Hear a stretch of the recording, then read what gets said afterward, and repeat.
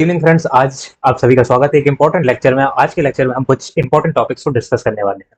हम आज समझने वाले हैं कि इंडिया की जो पॉलिटी है, पॉलिटी से मेरा मतलब क्या है। पॉलिटी से मेरा मतलब है कि इंडिया का जो स्ट्रक्चर है, राइट, जो इंडिया का एज अ स्टेट, यहाँ की गवर्नमेंट का जो स्ट्रक्चर है, right, the division between three organs of the government, legislative, executive and judiciary, वो कैसा है। क्या वो एक फेडरल पॉलिटी की तरह है या फिर वो एक यूनियन है। क्यों हम ये डिस्कस कर रहे हैं? We are discussing it because it is important for our exam. So article 1 of the Indian Constitution says that India, that is Bharat, right, shall be a union of state. Union of state का मतलब क्या है? Union of states का मतलब एक प्रकार से है unitary polity, right. Unitary polity का मतलब एक ऐसी पॉलिटी जहां पर जो उस स्टेट की सेंट्रल गवर्नमेंट होती है या उस स्टेट की नेशनल गवर्नमेंट होती है, सारी की सारी पावर्स उसको दी जाती है। बट सवाल ये है कि इंडिया में तो ऐसा नहीं है। इंडिया में जो सेंट्रल गवर्नमेंट है उसके पास तो पावर है, साथ ही साथ जो बहुत सारे स्टेट्स हैं, वहां की जो स्टेट गवर्नमेंट्स हैं, उनके पास भी पावर है। तो फिर क्यों हम इसे यूनियन ऑफ स्टेट्स बोल रहे हैं? हम इसे फेडरेशन ऑफ स्टेट्स क्यों नहीं बोलते हैं? जैसे कि यदि हम अमेरिका की बात करें, राइट, तो अमेरिका और जो, जैसे आप यूनाइटेड स्टेट्स ऑफ अमेरिका बोलते हैं, it is a federation of 50 states. Originally जब ये कंट्री बनी थी, यूनाइटेड स्टेट्स ऑफ अमेरिका, तब यहाँ पर 13 स्टेट्स थे, फिलहाल यहाँ पर 50 स्टेट्स है। और इन सभी की अपनी एक गवर्नमेंट है, साथ ही एक सेंट्रल गवर्नमेंट भी है। सेंट्रल गवर्नमेंट इसलिए है ताकि वो पूरे के पूरे यूएसए के एडमिनिस्ट्रेशन को चला सके। स्टेट्स गवर्नमेंट इसलिए है ताकि वो अपने स्पेसिफिक रीजन के एडमिनिस्ट्रेशन को, वहां के डेवलपमेंट को देख सके। तो अमेरिका को माना जाता है कि it is a federation, right. तो it is a federation of state. क्यों? बिकॉज जब ये बना था तब सारे स्टेट्स, बहुत सारे स्टेट जो कि मिलिटरीली वीक थे उस रीजन में, इकोनॉमिकली वीक थे, वो साथ मिलकर आए। उन्होंने सबका एक फेडरेशन बनाया, एक एग्रीमेंट साइन किया कि किस तरीके से उन लोगों के बीच में पावर्स डिवाइड होंगी, किस तरीके से सेंट्रल गवर्नमेंट और स्टेट गवर्नमेंट के बीच में power, right, division of power होगा। And then they established this federation of state. तो इंडिया में भी तो वैसा ही है। यदि हम इंडिया की बात करें तो इंडिया की टेरिटरी में इंक्लूड क्या क्या है, जैसा कि हमारा आर्टिकल बताता है कि the second clause of article says that the states and territories thereof shall be specified in the first schedule. तो हमारे कॉन्स्टिट्यूशन में बहुत सारे स्केड्यूल हैं, हर स्केड्यूल में कुछ इंपॉर्टेंट डिटेल्स हैं। तो जो फर्स्ट स्केड्यूल है हमारे कॉन्स्टिट्यूशन का, राइट, स्केड्यूल का मतलब दोस्तों क्या है? स्केड्यूल का मतलब is just some sort of addition. जो सारी की सारी बातें आर्टिकल में नहीं लिखी जाती, वो स्केड्यूल में मेंशन कर दी जाती हैं। तो हम यदि हमारे कॉन्स्टिट्यूशन के फर्स्ट स्केड्यूल की बात करें तो इसमें जो भी हमारी कंट्री की टेरिटरी है, स्टेट्स हैं, यूनियन टेरिटरीज है, या ऐसी कोई भी टेरिटरी जो गवर्नमेंट ऑफ इंडिया कभी किसी और गवर्नमेंट से एक्वायर करती है, उनके नाम होते हैं, राइट। यहाँ मैं लिख देता हूँ, नेम होते हैं। और साथ ही उनकी टेरिटोरियल बाउंड्रीज के बारे में भी मेंशन होता है, टेरिटोरियल डायमेंशन हम यहाँ लिख सकते हैं। So this is the first thing they say, and another thing they say is that the territory of India shall comprise the territories of the states. The union territories is specified in the first schedule and such other territories as may be acquired. तो समझ लीजिए this is India, right? India में ये जो territories of state है, suppose this is state 1, this is state 2, this is state 3 and this is state 4। तो यदि हम यहाँ देखें तो हर स्टेट के पास खुद की गवर्नमेंट, और सेंट्रल में यानी कि दिल्ली में यहाँ पर एक सेंट्रल गवर्नमेंट भी बेस्ड है जो कि पूरे के पूरे इंडिया का एडमिनिस्ट्रेशन संभालती है और पूरे के पूरे इंडिया के लिए लॉज बनाती है। साथ ही स्टेट गवर्नमेंट्स भी है। तो कहीं ना कहीं ये अमेरिका से रिजेंबल नहीं कर रहा, राइट। अमेरिका में 50 स्टेट्स हैं जिनके बीच में डिवीजन ऑफ पावर्स है, तो हम इसे फेडरेशन बोलते हैं। लेकिन इंडिया में भी तो यही चीज है, एक सेंट्रल गवर्नमेंट है और बहुत सारी स्टेट गवर्नमेंट्स है, तो हम इंडिया को फेडरेशन क्यों नहीं बोलते? So let us understand this in detail. So दोस्तों, यदि कभी आपसे पूछा जाए कि इंडिया क्या है, right, if somebody asks you question, what is the nature of Indian polity? If somebody asks you this question, तो आंसर आपका क्या होगा? तो on the basis of constitution you will have to say it's union. Why? Because Article 1 clearly mentions that India, that is Bharat, shall be a union of states. But यदि बात हम करें UPSC की, जब यही सवाल यूपीएससी आपसे पूछता है, तो डिपेंड करता है कि यूपीएससी ये सवाल आपसे कहाँ पूछ रहा है। यदि यूपीएससी ने आपसे ये सवाल प्रीलिम्स में पूछा है, राइट, प्रीलिम्स में ये क्वेश्चन पूछा जाता है कि what is the nature of Indian polity, और आपको कुछ ऑप्शंस दे दिए जाते हैं जैसे कि यूनियन, दूसरा ऑप्शन आपको मिलता है फेडरेशन, तीसरा ऑप्शन आपको दे दिया जाता है कॉन्फेडरेशन, राइट। तो इनमें से सही आंसर क्या होगा? The right answer would be union. यदि आपसे यही सेम सवाल पूछा जाता है मेंस में, तो इसका जो आंसर होगा वो आपको एनालिटिकल पर्सपेक्टिव से देना पड़ेगा। यदि आप बोल रहे हैं कि India as a union of state, तो आपको इसे प्रूव करना होगा कि इंडिया एज अ यूनियन। यदि आप बोल रहे हैं कि India as a federation of states, तो आपको प्रूव करना होगा कि इट इज अ फेडरेशन। तो इसके लिए हम आंसर किससे लेंगे? The answer we will have to seek is from the constitutional experts, right? क्योंकि हमें तो उतनी नॉलेज है नहीं कि हम ये जज कर सके कि किस देश का कॉन्स्टिट्यूशन कैसा है, ना ही हमारी बात में इतनी लेजिटिमेसी है। तो हाउ कैन वी क्लेम कि इंडिया का नेचर कैसा है बेस्ड ऑन आवर ऑब्जर्वेशन? तो we will have to depend on constitutional experts opinion. तो यदि हम कॉन्स्टिट्यूशनल एक्सपर्ट्स के ओपिनियन की बात करें, तो बहुत सारे एक्सपर्ट्स का मानना है कि India is a unitary state, right? India as a unitary state. Unitary state का मतलब एक ऐसा स्टेट जहां पर सारी की सारी पावर्स जो है वो वहां की नेशनल गवर्नमेंट को दी जाती है। और यदि रीजनल गवर्नमेंट एक तो होती नहीं है, और यदि वहां पर रीजनल गवर्नमेंट है, तो वो जो पावर्स उनको मिलती है वो सेंट्रल गवर्नमेंट ही देती है। तो बहुत सारे एक्सपर्ट्स बोलते हैं कि India as a unitary state with some, right, here is the important twist, with some federal features. मतलब इंडिया है तो यूनियन, लेकिन इसके कुछ फीचर्स फेडरेशन से मिलते जुलते हैं। ग्रुप जो है वो बोलता है कि India is actually a federation और it is a federal state, right, with some unitary features. और यदि हम और दूसरे एक्सपर्ट्स की बात करें, जो सबसे ज्यादा आपने वर्ड हमेशा सुना होगा, वो ये है, it is a Kashi federal. Kashi federal का मतलब क्या है? काशी फेडरल का मतलब दोस्तों होता है सेमी फेडरल। सेमी फेडरल का मतलब क्या होगा? सेमी फेडरल का मतलब ये होगा कि इसमें कुछ फीचर्स फेडरल के हैं, कुछ फीचर्स यूनियन के हैं।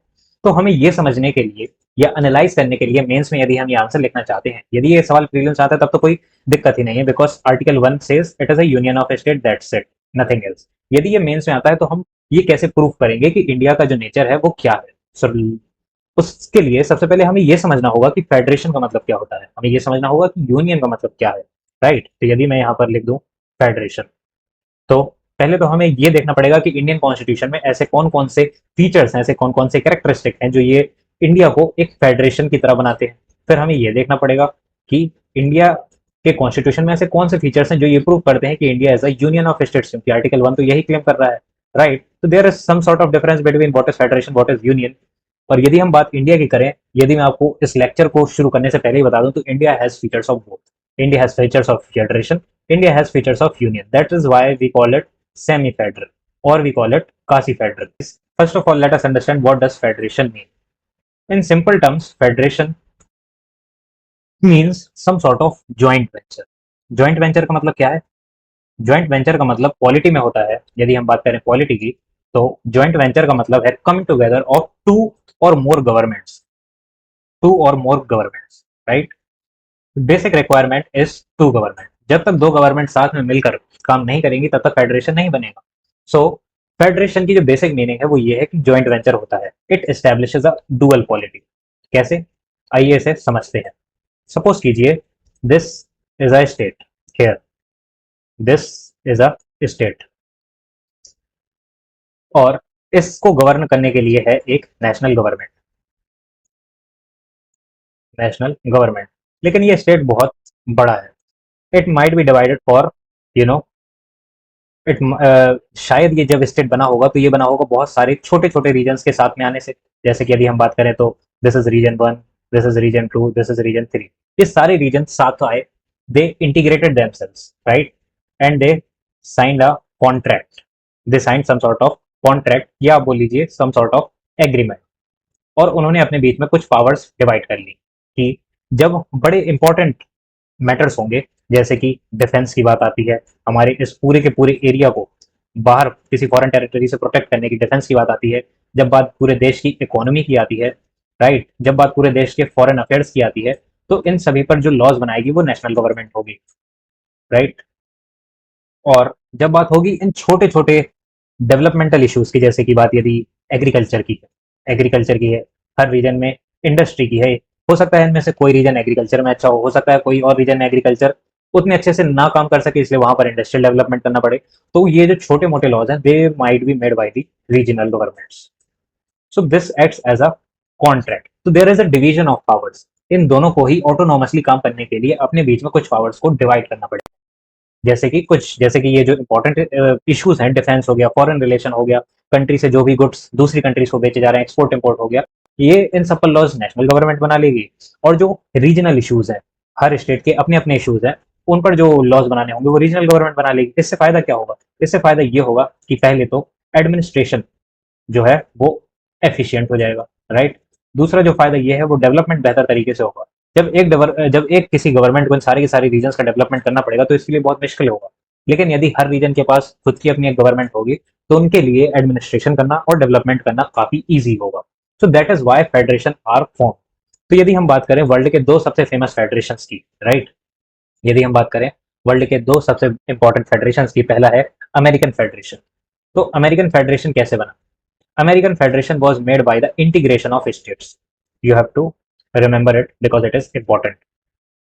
तो American federation was made by the integration of states. Originally there were 13 states जो साथ में आए, जो कि ये सारे के सारे इकोनॉमिकली और फाइनेंशियली और डिफेंस वाइज काफी वीक थे, मिलिट्री वाइज और इकोनॉमिकली ये वीक थे। तो ये साथ में आए, इन्होंने एग्रीमेंट किया और एक इंडिपेंडेंट स्टेट या फेडरेशन जिसे आप कह लीजिए, फेडरेशन स्टेट स्टैब्लिश किया, जिसमें इन्होंने नेशनल गवर्नमेंट और जो स्टेट्स की गवर्नमेंट है उनके बीच में पावर्स को डिवाइड कर लिया।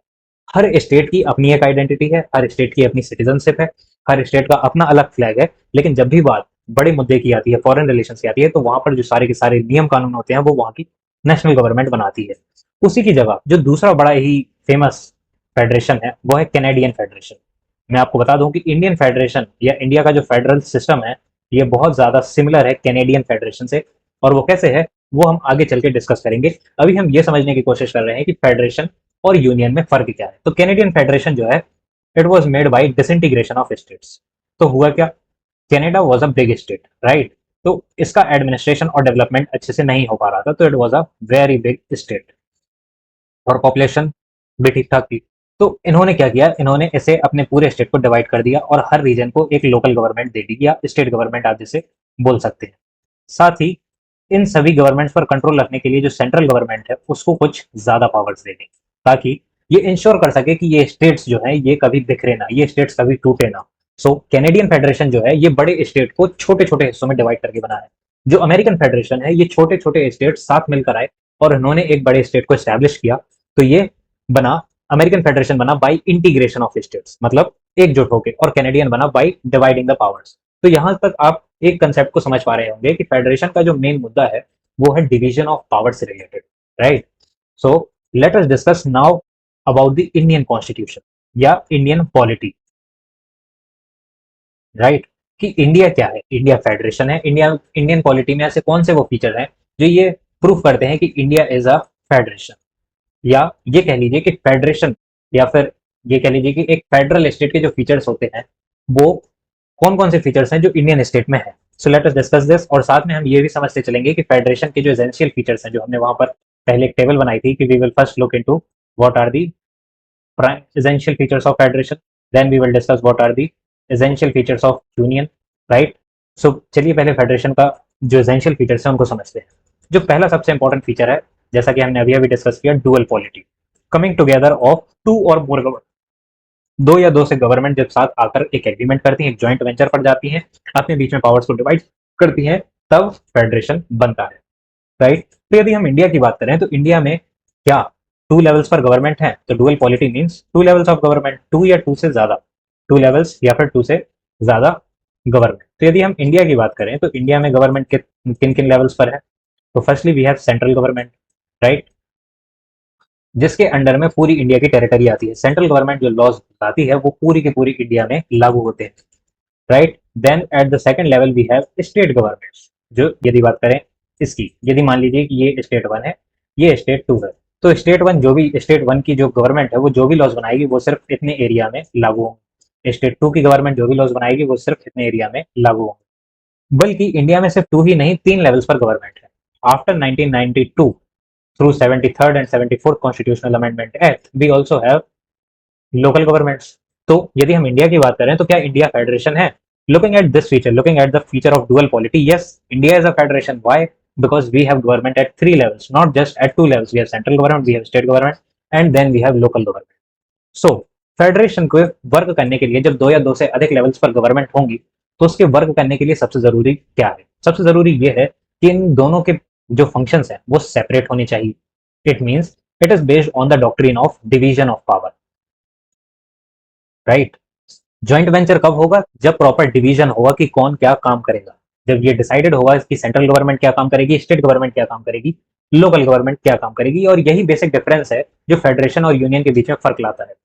फेडरेशन में क्या होता है कि जो नेशनल गवर्नमेंट होती है, राइट, जो नेशनल गवर्नमेंट होती है उसको ज्यादा पावर्स दे दी जाती हैं, और जो स्टेट गवर्नमेंट या रीजनल गवर्नमेंट होती है उनको थोड़ी थोड़ी पावर्स दी जाती हैं। लेकिन जो यूनिटरी फॉर्म ऑफ गवर्नमेंट होती है, राइट, जैसे कि यदि हम बात करें यूनाइटेड किंगडम की, हम बात करें बांग्लादेश की, तो they have single government, right, there is no division of power. और यदि रीजनल गवर्नमेंट होती भी है एडमिनिस्ट्रेशन को अच्छा बनाने के लिए, तो उनकी जो पावर्स है वो कॉन्स्टिट्यूशन में नहीं लिखी होती है, वो सेंट्रल गवर्नमेंट से ही ड्राइव होती है। यदि हम बांग्लादेश के अलावा और कंट्रीज की बात करें तो we can include China, we can include Italy. यहाँ पर सिर्फ एक ही गवर्नमेंट होती है, there is no division of power. तो जो सेकंड इंपॉर्टेंट फीचर है, ये सबसे इंपॉर्टेंट फीचर है फेडरेशन का, वो है डिवीजन ऑफ पावर। तो क्या इंडिया में इन गवर्नमेंट्स के बीच में पावर्स डिवाइडेड है? So the answer is yes. The constitution of India में एक स्केड्यूल, स्केड्यूल नंबर 7, राइट। इस स्केड्यूल के अंदर 3 लिस्ट दी गई।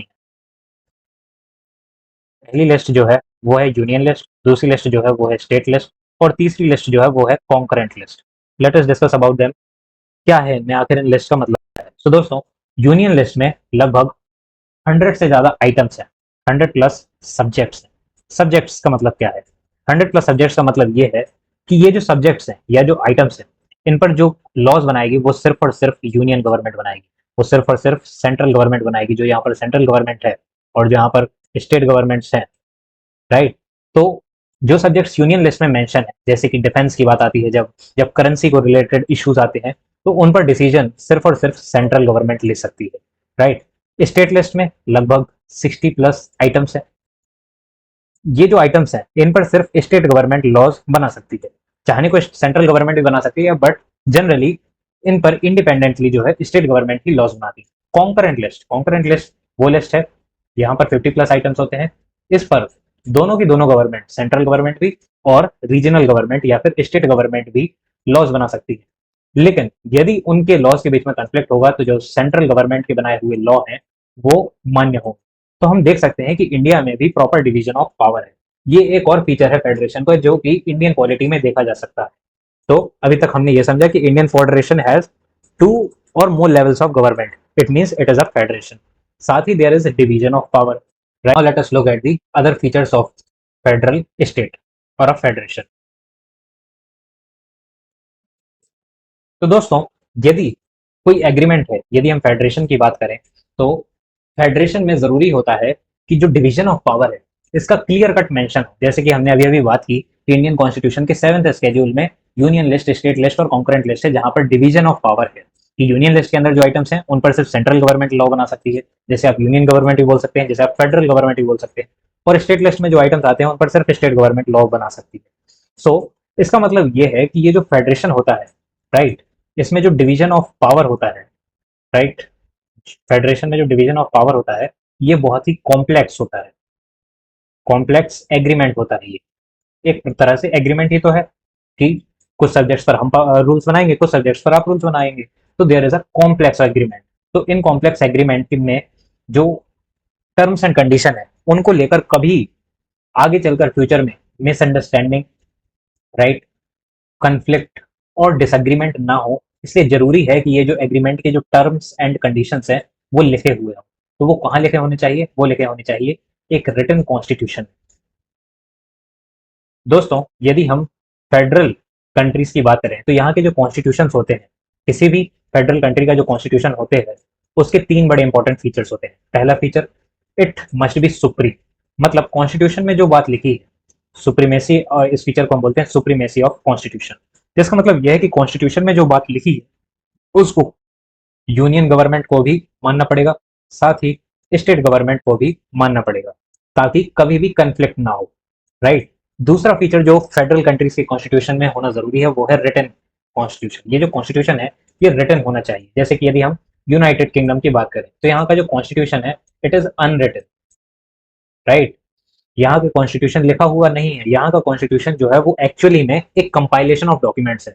जब भी वहां की जुडिशियरी कोई जजमेंट देती है, बताती है कि ये लोगों का राइट है, तो वो उसे कॉन्स्टिट्यूशन का हिस्सा मान लिया जाता है। कहीं एक स्पेसिफिक जगह लिखा नहीं होता है कि इंडिया, यहाँ के सिटीजन के ये राइट्स हैं, स्टेट की ये पॉलिटी है, तो there is nothing something as written. But ऐसा सिस्टम कैसे चल पा रहा है? ऐसा इसलिए चल पा रहा है because UK follows unitary form of government, there is only one level of government. लेकिन फेडरेशन में दो या दो से अधिक गवर्नमेंट होती है, तो उनके बीच में डिवीजन ऑफ पावर होता है, कुछ एग्रीमेंट करना पड़ता है। इसलिए इन एग्रीमेंट की जो टर्म्स एंड कंडीशन है वो रिटर्न होनी चाहिए, और वो हमारे कॉन्स्टिट्यूशन के स्केड्यूल 7 में लिखी है। जो तीसरा फीचर है कॉन्स्टिट्यूशन का इन फेडरल कंट्रीज वो है रिजिडिटी। मान के चलिए कि कॉन्स्टिट्यूशन को इजीली चेंज किया जा सकता है, यानी कि जैसे हम बोलते हैं अमेंड किया जा सकता है। तो फिर ये कितना हार्मफुल हो सकता है? सपोज कीजिए आज ये स्टेट क्रिएट हुआ, it is a federal state. अब यहाँ पर डिवीजन ऑफ पावर हो गई, कुछ पावर सेंट्रल गवर्नमेंट के पास है, कुछ पावर स्टेट गवर्नमेंट के पास है। लेकिन जो कॉन्स्टिट्यूशन है ना, ये काफी वीक है। इसमें हो क्या सकता है? इसमें ये हो सकता है कि जो सेंट्रल गवर्नमेंट है, हो सकता है ये कल के दिन कॉन्स्टिट्यूशन को अमेंड करके सारी की सारी पावर्स अपने खुद के पास ले ले, और ये सुप्रीम बन जाए। या फिर ये हो सकता है कि ये जो स्टेट्स हैं, राइट, ये सारे के सारे मिलकर S1 + S2 + S3, राइट, ये सारे के सारे स्टेट्स मिलकर कॉन्स्टिट्यूशन को बदल दें और अपने आप को सुप्रीम बना ले और सेंट्रल गवर्नमेंट को उखाड़ फेंके।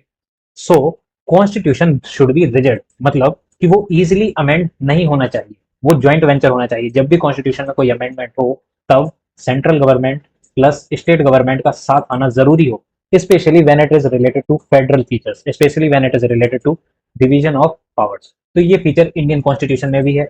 इंडियन कॉन्स्टिट्यूशन में जब भी फेडरल सेटअप से जुड़े कोई इंपॉर्टेंट प्रोविजन को अमेंड करना होता है, तो वहां पर पार्लियामेंट की स्पेशल मेजोरिटी चाहिए होती है, यानी कि more than 2/3 of those present and voting का सपोर्ट चाहिए होता है। साथ ही half of the state, 28 state है तो उनमें से कम 14 स्टेट्स का अप्रूवल चाहिए होता है यदि किसी फेडरल फीचर को अमेंड करना है।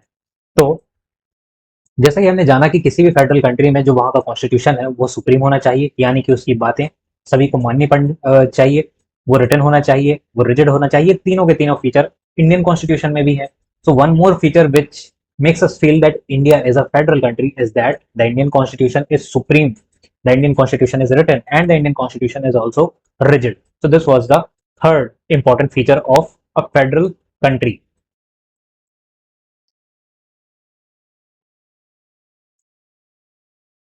The fourth feature is independent judiciary. किसी भी फेडरेशन में एक इंडिपेंडेंट जुडिशरी का होना बहुत जरूरी है, जो कि इम्पार्शियल डिसीजन दे सके उन सिचुएशन में जब जो यूनिट्स ऑफ फेडरेशन है, यानी कि ये स्टेट्स हैं, सेंट्रल गवर्नमेंट है, यदि किसी सिचुएशन में सेंट्रल गवर्नमेंट और किसी स्टेट गवर्नमेंट के बीच में कंफ्लिक्ट होता है, राइट, या फिर ऐसा हो कि किसी एक स्टेट की गवर्नमेंट और किसी दूसरे स्टेट की गवर्नमेंट के बीच में कंफ्लिक्ट हो, या फिर ऐसा हो कि बहुत सारी स्टेट गवर्नमेंट एक तरफ हो, राइट, वन वो स्टेट गवर्नमेंट, टू, और दूसरी तरफ सेंट्रल गवर्नमेंट हो, तो इनके बीच में यदि कंफ्लिक्ट हो तो there must be some impartial authority जो इनके बीच के कंफ्लिक्ट को रिजॉल्व कर सके।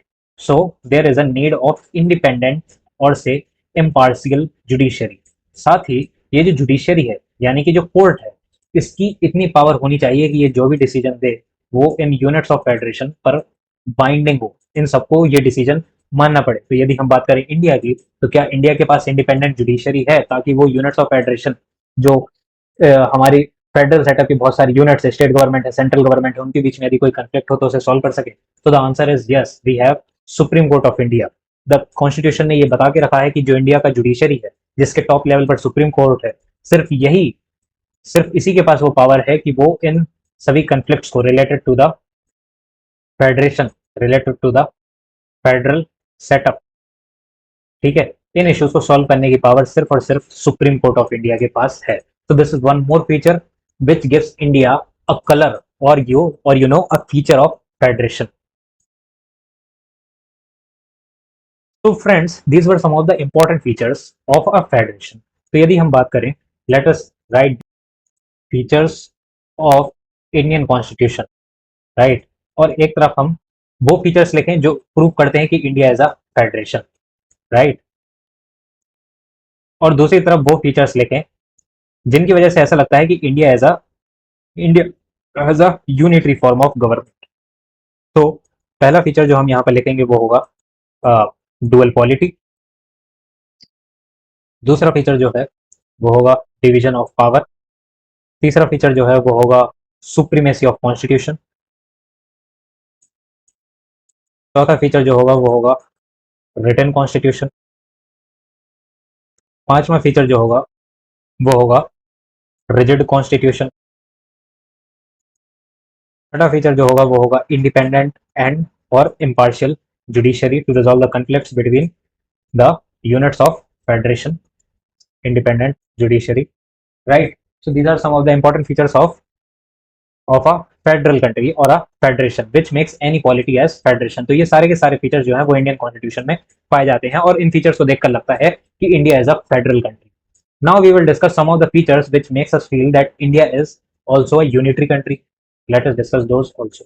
दोस्तों, जो एक्सपर्ट्स मानते हैं कि India has a unitary system, right, unitary system of polity with some federal features, वो जब ये आर्ग्यूमेंट देते हैं तब वो बताते हैं कि वो ऐसे कौन से फीचर्स हैं जो कि इंडिया को as a unitary system establish करते हैं। तो आइए हम उन फीचर्स को समझ लें। पहले हम ये समझ लें कि यूनिटरी सिस्टम का मतलब क्या है। यूनिटरी सिस्टम वो होता है जिसमें जो सारी की सारी पावर्स और अथॉरिटीज हैं, राइट, जो सारी की सारी पावर्स और अथॉरिटीज हैं वो नेशनल गवर्नमेंट को मिलती है। और जनरली यूनिटरी स्टेट्स में जो रीजनल गवर्नमेंट होती है, जो स्टेट गवर्नमेंट होती है, वो होती ही नहीं। अगर होती है तो वो जो स्टेट गवर्नमेंट, उसकी जो भी powers, right, it gets it powers from the national government. लेकिन यदि हम फेडरेशन की बात करें तो वहां क्या होता था, वहां होती थी डिवीजन ऑफ पावर। ऐसा नहीं होता था कि स्टेट गवर्नमेंट को जो पावर है वो नेशनल गवर्नमेंट दे रहा है। एक्चुअली में कॉन्स्टिट्यूशन पावर्स एंड फंक्शंस को डिवाइड करता था नेशनल गवर्नमेंट और रीजनल गवर्नमेंट कह लीजिए या स्टेट गवर्नमेंट कह लीजिए, और नेशनल गवर्नमेंट को चाहे आप सेंट्रल गवर्नमेंट बोल लीजिए या फेडरल गवर्नमेंट बोल लीजिए। तो there used to be a division of power. लेकिन यदि हम यूनिटरी सिस्टम की बात करें तो यहाँ पर सारी की सारी जो पावर्स हैं वो नेशनल गवर्नमेंट को मिलती है। हम यदि एग्जांपल्स की बात करें, some of the examples of federation, तो they are USA, right, there is Canada, there is sorry, there is Switzerland, there is Brazil. पर यदि हम यूनिटरी फॉर्म की बात करें तो there we have examples of China. मतलब यहाँ पर जो सेंट्रल गवर्नमेंट और रीजनल गवर्नमेंट के बीच में कोई भी डिवीजन ऑफ पावर नहीं है, और एक तो स्टेट गवर्नमेंट्स है नहीं, और यदि हैं भी तो उनकी जो सारी की सारी पावर्स हैं वो वहां की नेशनल गवर्नमेंट डिसाइड करती है, ना कि कॉन्स्टिट्यूशन, राइट। तो एग्जाम्पल्स हमारे पास हैं, चाइना का है, इटली का है, फ्रांस का है, ब्रिटेन का है, right. So now let us look at some of those features which are of the unitary setup or the unitary system and are there in the Indian constitution or in the Indian polity। ऐसे unitary features जो कि Indian polity का हिस्सा है। तो वो ये है, पहला फीचर जो किसी भी यूनिटरी सिस्टम का होता है वो ये होता है कि there is strong central government. जैसा कि मैंने अभी अभी आपको ऊपर समझाया कि जो यूनिटरी सिस्टम होता है, राइट, वहां पर जो सारी की सारी पावर्स होती हैं वो नेशनल गवर्नमेंट को दे दी जाती हैं, और जो स्टेट गवर्नमेंट एक तो होती नहीं है और होती भी है तो वो अपनी पावर्स नेशनल गवर्नमेंट से डिराइव करती हैं। तो हमें कैसे पता चलता है कि इंडिया की जो पॉलिटी है वहां पर सेंट्रल गवर्नमेंट ज्यादा स्ट्रांग है? तो जैसा कि हमने थोड़ी देर पहले देखा था कि स्केड्यूल 7 में 3 तरह की लिस्ट है, यूनियन लिस्ट, स्टेट लिस्ट और साथ में कॉन्करेंट लिस्ट। तो हमने देखा था कि यूनियन लिस्ट में जो आइटम्स है जिन पर सिर्फ सेंट्रल गवर्नमेंट लॉज बना सकती है वो 100 से भी ज्यादा है। स्टेट लिस्ट में वो आइटम्स है जिन पर सिर्फ स्टेट गवर्नमेंट लॉज बना सकती है वो सिर्फ 60 प्लस है, और कॉन्करेंट लिस्ट में 50 प्लस आइटम्स है। तो यदि हम कॉन्करेंट लिस्ट की बात करें तो इन पर स्टेट गवर्नमेंट भी लॉ बना सकती है और सेंट्रल गवर्नमेंट भी लॉ बना सकती है। लेकिन यदि सेंट्रल गवर्नमेंट और स्टेट गवर्नमेंट के बीच में कन्फ्लिक्ट हुआ, यदि इन दोनों ने किसी एक ही आइटम पर लॉ बना दिया, तो उसमें जो सेंट्रल गवर्नमेंट का बनाया हुआ लॉ होगा वो प्रिवेल करेगा। जिससे हमें ये पता चलता है कि इनडायरेक्टली जो इंडिया की central government, right, there is division of power, we accept it as a feature of federation. लेकिन जो सेंट्रल गवर्नमेंट है इसके पास लगभग 150 आइटम्स हैं जिन पर ये लॉ बना सकती है। और यदि हम स्टेट गवर्नमेंट की बात करें तो अप्रोक्सीमेटली इसके पास 69 टू 67 सब्जेक्ट्स हैं जिस पर सिर्फ स्टेट गवर्नमेंट लॉज बना सकती है। These are related to agriculture, schools, health, alright. तो जो ज्यादा इंपॉर्टेंट इश्यूज हैं उन पर सिर्फ सेंट्रल गवर्नमेंट को लॉ बनाने का अधिकार है, राइट। जो दूसरा फीचर इसी के साथ मैं आपको बताना चाहूंगा वो है रेसिडुअरी पावर्स का। दोस्तों, जैसा कि हमने देखा कि यूनियन लिस्ट में स्केड्यूल 7 में जो ये डिवीजन ऑफ पावर है, मतलब जो ये आइटम्स बताए गए हैं कि किन सब्जेक्ट्स पर कौन लॉ बनाएगा, हो सकता है कि ऐसा कोई सब्जेक्ट हो जब कॉन्स्टिट्यूशन को बनाया गया हो उस टाइम पर उसे ऐड ना किया गया हो, क्योंकि उससे रिलेटेड इशू थे ही नहीं। जैसे कि हमारा इंडियन कॉन्स्टिट्यूशन जो है वो 1950 में बना था, राइट। उस टाइम पर साइबर क्राइम नहीं होते थे। क्यों? क्योंकि इंटरनेट नहीं था, कंप्यूटर नहीं था। आज के ज़माने में साइबर क्राइम होते हैं। यदि हम बात करें क्रिप्टो करेंसी की, तो क्रिप्टो करेंसी से लेकर भी बहुत सारी रेगुलेशंस की ज़रूरत हो सकती है। क्रिप्टो करेंसी का हम देख सकते हैं आजकल टेररिस्ट फंडिंग में काफ़ी यूज़ हो सकता है। साथ ही आर्टिफिशियल इंटेलिजेंस, ये भी नहीं था पहले, ना ही पहले जब हमारा कॉन्स्टिट्यूशन बन रहा था उस टाइम पर कमर्शियल रोबोट्स हुआ करते थे, राइट? तो ऐसे सब्जेक्ट्स जो इन तीनों की तीनों लिस्ट में मेंशन नहीं है, इन पर लॉ कौन बनाएगा, राइट? इसका आंसर भी हमारे इंडियन कॉन्स्टिट्यूशन ने दिया है। सो ऐसे कोई भी सब्जेक्ट जो किसी भी लिस्ट में मेंशन नहीं है, इस पर रूल बनाने का अधिकार सिर्फ और सिर्फ सेंट्रल गवर्नमेंट के पास है। तो again, residuary powers are with the central government, this makes the central government more powerful as compare to the state government, जो कि फीचर है एक यूनिटरी सेटअप का, एक यूनिटरी सिस्टम का, right? Now let us move towards other features.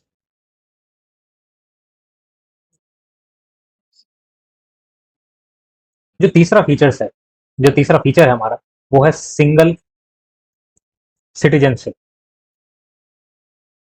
दोस्तों यदि हम बात करें अमेरिका की, राइट, यदि हम बात करें अमेरिका की, तो अमेरिका में जो भी व्यक्ति है, राइट, वो किसी ना किसी स्टेट में बिलोंग करता होगा, तो उस व्यक्ति के पास डुअल सिटीजनशिप होती है।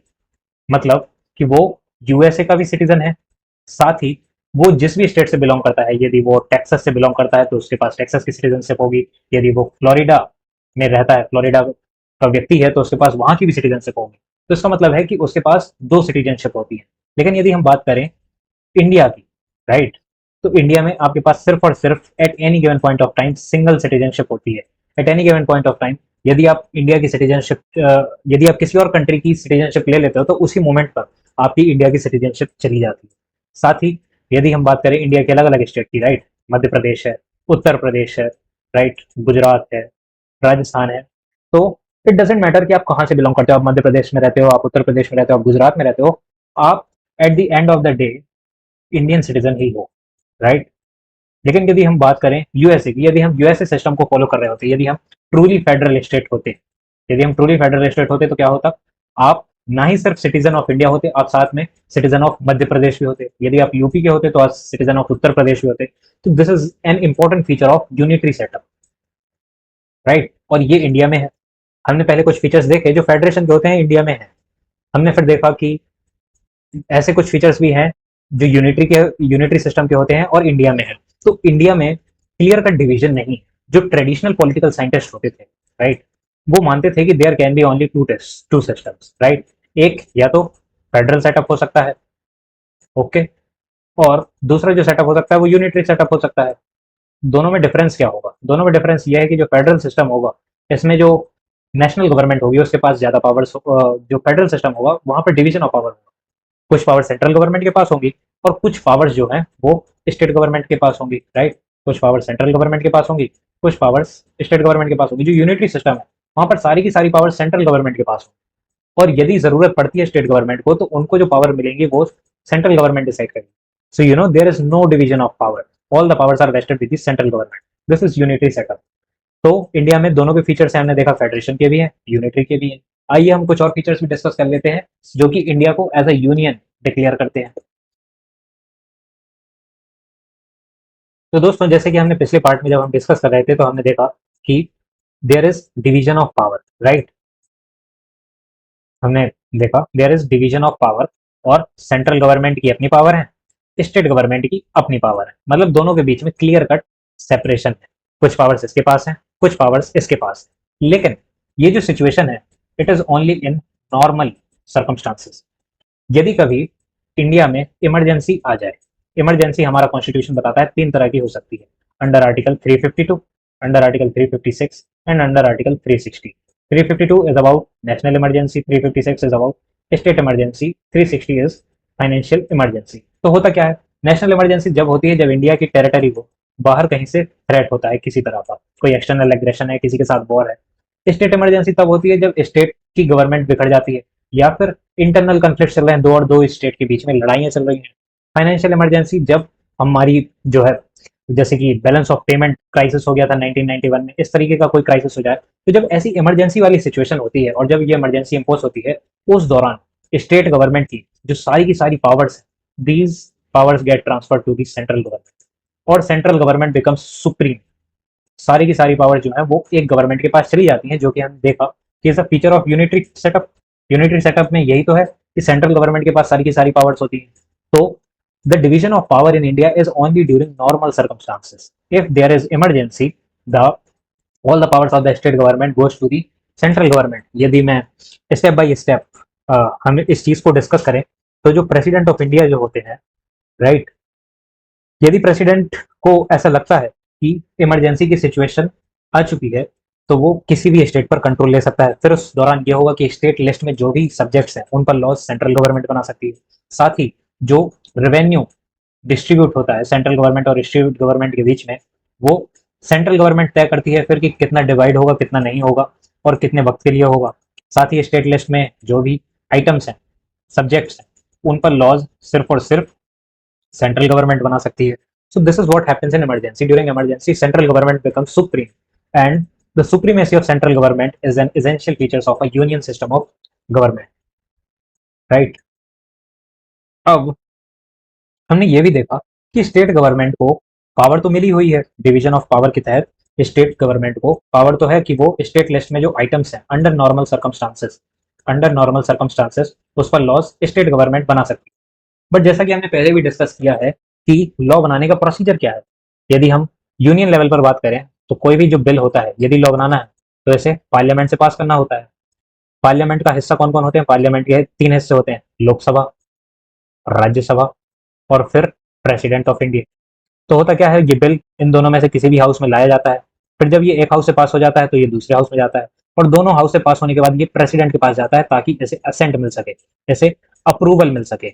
और जब इसे अप्रूवल मिलता है तभी जाकर ये बिल जो है लॉ बन पाता है। राइट? तो यदि हम स्टेट लेजिस्लेचर की बात करें, तो वहां भी लगभग लगभग यही सीन है। Bill comes in the state legislature. हो सकता है स्टेट में यूनिकैमरल लेजिस्लेचर हो या फिर दो हो। तो यदि मैं बात करूं तो करंटली सिर्फ 6 स्टेट, जैसे कि उत्तर प्रदेश है, वहां पर दो लेजिस्लेचर है, यानी कि वहां पर लेजिस्लेटिव असेंबली भी होती है और लेजिस्लेटिव काउंसिल भी होता है। बट मैक्सिमम स्टेट में सिंगल स्टेट लेजिस्लेचर है। तो once it is passed by state legislature, it needs the approval of governor. जब तक गवर्नर का अप्रूवल नहीं मिलेगा स्टेट लेजिस्लेचर में लाए गए बिल को, तब तक ये लॉ या एक्ट नहीं बन सकता है। जब तक ये अप्रूवल ना मिल जाए, तब तक ये लॉ या एक्ट नहीं बन सकता है। सो अब ये समझ में आता है कि गवर्नर का असेंट जरूरी है। बट हमें ये भी तो समझना पड़ेगा कि ये जो गवर्नर है, he is appointed by president of India.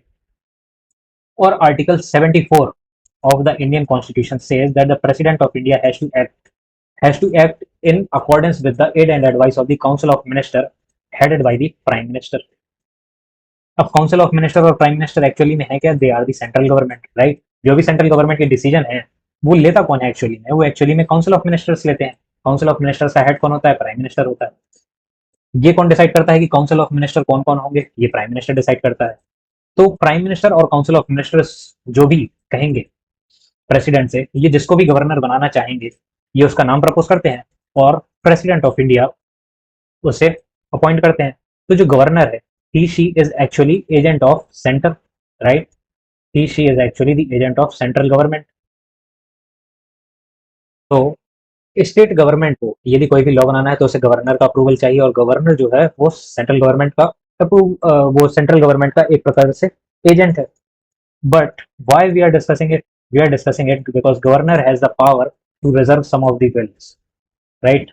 ये जो हम यहाँ बात कर रहे थे कि जैसे ही ये बिल स्टेट लेजिस्लेचर से होकर गवर्नर के पास पहुंचता है, गवर्नर इसे रिजर्व कर सकता है for the assent of the president. यदि गवर्नर को ऐसा लगता है कि इस प्रोविजन पर प्रेसिडेंट का असेंट रिक्वायर्ड है, तो ये इस बिल को अपने पास रख सकता है और प्रेसिडेंट के असेंट के लिए भेज सकता है, और प्रेसिडेंट ऑफ इंडिया के पास पावर है कि वो इस बिल को कैंसिल कर सके। यदि प्रेसिडेंट ऑफ इंडिया ने इस बिल को कैंसिल कर दिया, तब ये बिल लॉ नहीं बन सकता है।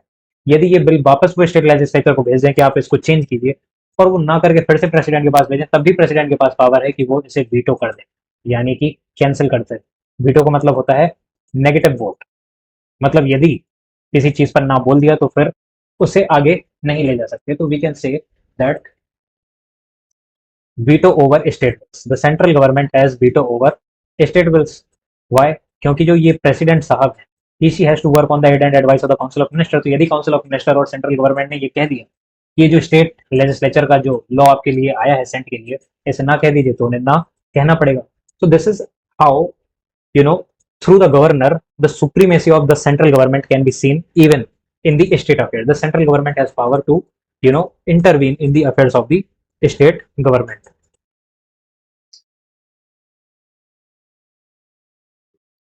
तो इस तरीके से हम देखते हैं कि सेंट्रल गवर्नमेंट फिर से स्ट्रांग हो जाती है। Now let us discuss some 2 और 3 मोर फीचर्स। तो वैसे तो बहुत सारे फीचर्स हैं, बट यदि हम बात करें ऑल इंडिया सर्विसेज की, राइट, ऑल इंडिया सर्विसेज में कौन कौन आते हैं, वही जिस जो आप बनने की तैयारी कर रहे हैं। There are 3 services: IAS, IPS, IFS.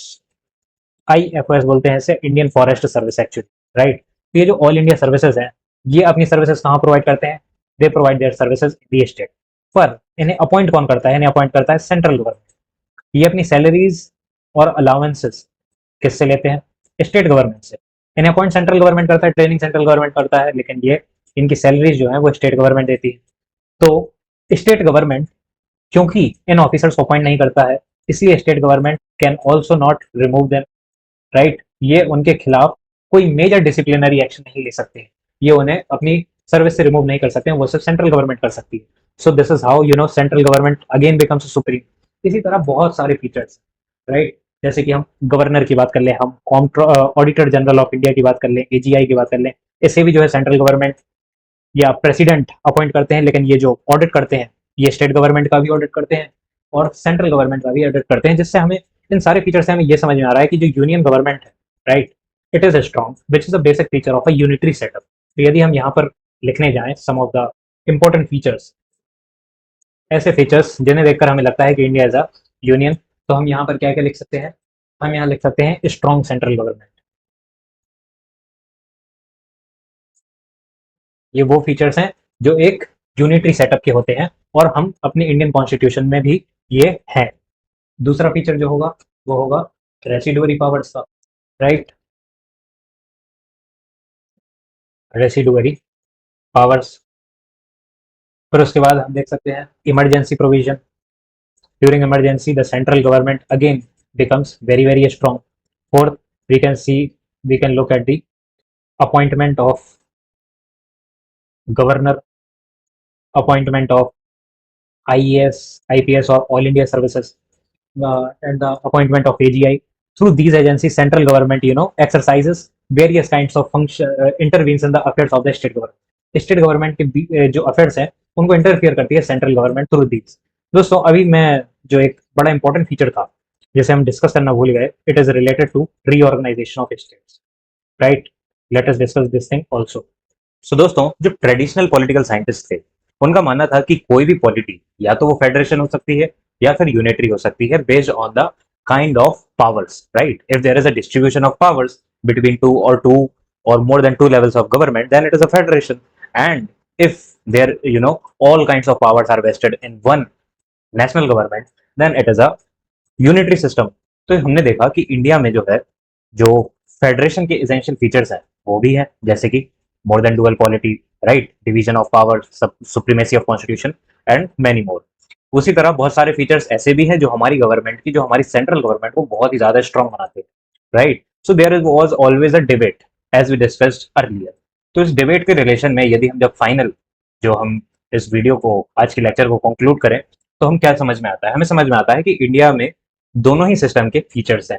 इसी को लेकर जब इसी तरीके के सवाल, राइट, पूछे गए, क्योंकि पहले के पॉलिटिकल साइंटिस्ट का जैसा कि मानना था कि या तो कोई स्टेट फेडरेशन होता है या फिर कोई वो यूनियन होता है।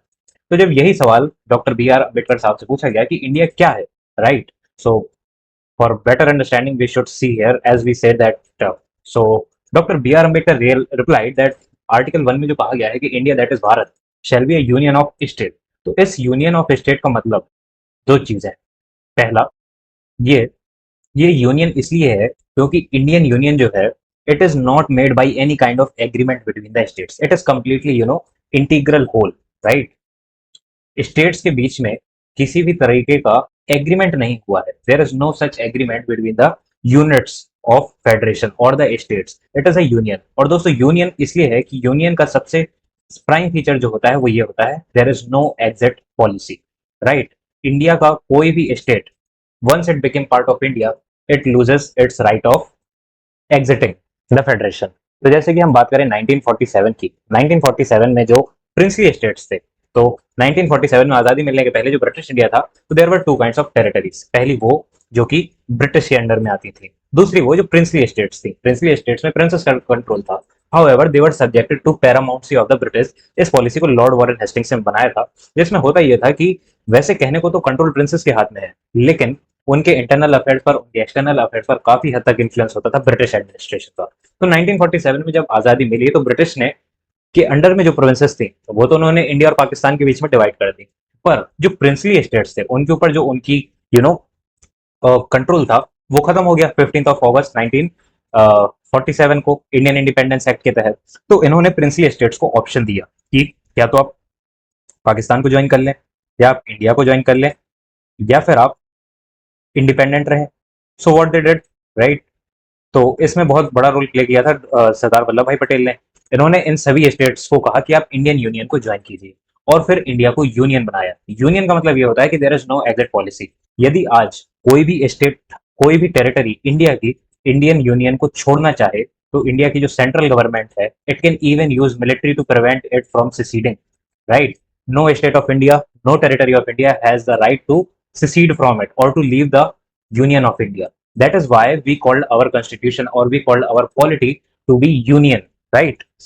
और इसीलिए हम इसे फेडरेशन नहीं कहते हैं। है तो ये फेडरल सेटअप हम मानते हैं, बट हमने इसे यूनियन इसलिए रखा है ताकि कभी भी कोई भी टेरिटरी इससे अलग ना हो। क्योंकि फेडरेशन में ये होता है कि फेडरेशन में जो स्टेट बनता है, right, it becomes by the some sort of agreements between its units, right. तो यदि हम इंडिया की बात करें तो बोला जाता है, there is a term that India is an indestructible union, right. India is an indestructible union, मतलब इस यूनियन को कोई ब्रेक नहीं कर सकता। India is an indestructible union of destructible states. Destructible states का मतलब ये है, यहाँ की सेंट्रल गवर्नमेंट जब चाहे तब किसी भी स्टेट की बाउंड्री को चेंज कर सकती है, उसके नाम को चेंज कर सकती है, इसलिए इंडिया को इनडिस्ट्रक्टिबल बोला जाता है। यूनियन कभी नहीं टूट सकता, बट जो स्टेट्स हैं उनकी एग्जिस्टेंस कभी भी खत्म हो सकती है। वहीं बात हम करें अमेरिका की, जो कि एक ट्रूली फेडरेशन है, उसे क्या बोलते हैं? उसे बोलते हैं America as an indestructible union of indestructible states. Indestructible states क्यों? ऐसा इसलिए क्योंकि वहां की सेंट्रल गवर्नमेंट चाह के भी वहां के स्टेट्स की बाउंड्री को चेंज नहीं कर सकती, ना ही उनके नाम को चेंज कर सकती है, और यदि ऐसा वो करना चाहती है तो उसे कंसर्न स्टेट्स का कंसेंट लेना पड़ेगा। इंडिया में सेंट्रल गवर्नमेंट को, स्टेट गवर्नमेंट को सिर्फ इन्फॉर्म करना होता है, वो भी जस्ट से प्रोसीजर के लिए, जिसमें स्टेट की रिकमेंडेशन सेंट्रल गवर्नमेंट पर बाइंडिंग बिल्कुल भी नहीं होती। सो डियर अम्बेडकर सेज कि the term union in article 1 means that India is integral whole. और ये स्टेट्स में डिवाइड जो है वो सिर्फ एडमिनिस्ट्रेटिव कन्वीनियंस के लिए है, राइट। क्योंकि इतने बड़े देश को कोई एक गवर्नमेंट इजीली रन नहीं कर सकती है। तो जो ये डिवीजन है ना, ये सिर्फ और सिर्फ एडमिनिस्ट्रेटिव कन्वीनियंस के लिए है, और किसी भी एरिया को, किसी भी टेरिटरी को ये राइट नहीं है कि वो इंडियन यूनियन को छोड़ सके, और यही यूनियन सेटअप का सबसे बड़ा फीचर होता है, राइट। तो बहुत सारे जो एक्सपर्ट्स हैं, यदि आप उनको कोट करना चाहें अपने आंसर में तो आप लिख सकते हैं, किसी वेयर थे, right, he was an expert on the constitution of British Commonwealth. British Commonwealth का मतलब वो नेशन जो डीकोलोनाइजेशन के थ्रू इंडिपेंडेंट हुए, बट वो कभी ना कभी ब्रिटिश कॉलोनियल एम्पायर का हिस्सा थे, जैसे कि इंडिया, पाकिस्तान, ये सभी ब्रिटिश कॉमनवेल्थ में आते थे। तो he described Indian constitution as quasi federal, right. दूसरा, ग्रैनविले ऑस्टिन, आप इनको भी लिख सकते हैं, इन्होंने इंडियन कॉन्स्टिट्यूशन के बारे में जो बात कही है, it is very correct. He said that Indian constitution जो है, it meets the needs of the Indian society. he says it is a kind of cooperative federalism। मतलब क्या है, right. he says that it is a new kind of federation। जो India का federation है ना, it is a new kind of federation that meets the needs of India। हमने इस तरीके के सेटअप को चुना क्यों है? हमने इस तरीके के सेटअप को इसलिए चुना है बिकॉज ऑफ टू रीजन। पहला, इंडिया इज वास्ट, राइट। इसकी जो टेरिटरी है, it is very very vast. किसी एक गवर्नमेंट के लिए अलग अलग एरियाज को कंट्रोल करना, जो कि काफी डाइवर्स है in terms of, right, in terms of language, in terms of culture, in terms of religion, right. तो इंडिया इज वेरी डाइवर्स, इसलिए ताकि सभी के सभी रीजन्स डेवलप कर सकें, इसलिए हमें जरूरी है कि हम उन रीजन्स को एक रीजनल गवर्नमेंट दें, जो उनकी नीड्स को ज्यादा बेहतर तरीके से समझ सके और उनकी नीड्स के हिसाब से एडमिनिस्ट्रेशन को रन कर सके। तो इंडिया का जो ये सेटअप है, जो ये काशी फेडरल सेटअप है, it is actually because it is needed for India. ये क्रिटिसिज्म नहीं है, बहुत से लोग इसे क्रिटिसिज्म की तरह यूज करते हैं कि इंडिया का जो सिस्टम है, जो पॉलिटिकल सिस्टम है, ये काफी अलग है। तो ये अलग इसलिए है because it meets the needs of Indian society, because it is diverse, it is vast, right. So ये इसका एजेंस है इस आंसर का। हमने इस लेक्चर में समझा कि क्या इंडिया प्योरली यूनियन है, क्या इंडिया प्योरली एक फेडरेशन है। So the answer is no. In prelims yes it is union, जब मेंस में आता है तब भी हमें यही लिखना है कि India is a union of states, but it has some features of federal polity, it has some features of federation because it is required. Why? Because India is a huge country and has a very diverse, right, diverse society on the grounds of religion, culture, language, etc. So it meets the needs of India, or it meets the needs of Indian society. Last में ये भी लिख सकते हैं कि yes, India has some features of federation and you can prove it by the various factors we discussed above, right? So यही हम अपना लेक्चर एंड करते हैं एंड आई होप आपके सारे डाउट्स क्लियर होंगे regarding the polity of India, regarding the nature characteristics of Indian polity और Indian constitution और the kind of setup that we have. Thank you, meet you in the next lecture. Article 3, यदि हम अपने Indian constitution के article 3 की बात करें तो आर्टिकल 3 ने सेंट्रल गवर्नमेंट को ये पावर दी है कि ये जब चाहे, जब इसका मन करे तब, with simple majority, right, with simple majority, जिसका मतलब है यदि 50% प्लस 1 लोग इसे पास कर दें लोकसभा से भी, राज्यसभा से भी, तो the central government can change the name and territory, name and territory of the states. This is a very important feature. इसका मतलब क्या है? इसका मतलब ये है कि जो ये स्टेट्स हैं इंडियन यूनियन में, राइट, यदि हम बात कर लें, समझ लें कि ये इंडिया है, राइट, अगर हम एज्यूम कर लें कि दिस इज इंडिया, तो जब चाहे सेंट्रल गवर्नमेंट इन बाउंड्रीज को हटाकर इन दो अलग अलग स्टेट को, ये जो S1 S2 हो, इन दोनों को मर्ज करके एक स्टेट बना सकती है। Let me explain you this in a better way here. So this is India, right.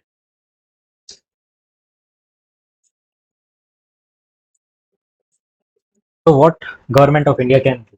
Government of India, यदि हम बात करें, ये स्टेट 1 है, ये स्टेट 2 है, ये स्टेट 3, यदि सेंट्रल गवर्नमेंट चाहे तो बिना इन स्टेट गवर्नमेंट से पूछे इन दो स्टेट के बीच की बाउंड्रीज को मिटा के एक स्टेट बना सकती है, right. How? By removing the boundaries it can convert it into a single state. जिसका मतलब यह है कि सेंट्रल गवर्नमेंट किसी भी स्टेट की टेरिटरी को और किसी भी स्टेट के नाम को कभी भी चेंज कर सकती है। It means that the territorial integrity of the states is not protected in the Indian constitution. वहीं यदि हम अमेरिका की बात करें, अमेरिका के फेडरल सेटअप की, तो वहां के जो स्टेट्स हैं, राइट, उनकी बाउंड्रीज और नेम को वहां की जो गवर्नमेंट है, central government, can not change, right, it can not alter the name and territory of any of the state. तो मतलब यदि स्टेट की जो वेरी इंपॉर्टेंट एग्जिस्टेंस है, यदि सेंट्रल गवर्नमेंट चाहे तो किसी भी स्टेट को उसकी एग्जिस्टेंस को ही खत्म कर सकती है। कभी भी उसका नाम चेंज कर सकती है, कभी भी उसकी बाउंड्री को चेंज कर सकती है बिना स्टेट से पूछे। स्टेट को वो सिर्फ उसे इन्फॉर्म करना पड़ता है as a part of procedure, but central government जब भी चाहे तब वहाँ की स्टेट गवर्नमेंट को हटा सकती है, वहाँ की यू नो बाउंड्री को चेंज कर सकती है, वहाँ के उस स्टेट का नाम भी चेंज कर सकती है। So this makes India a union,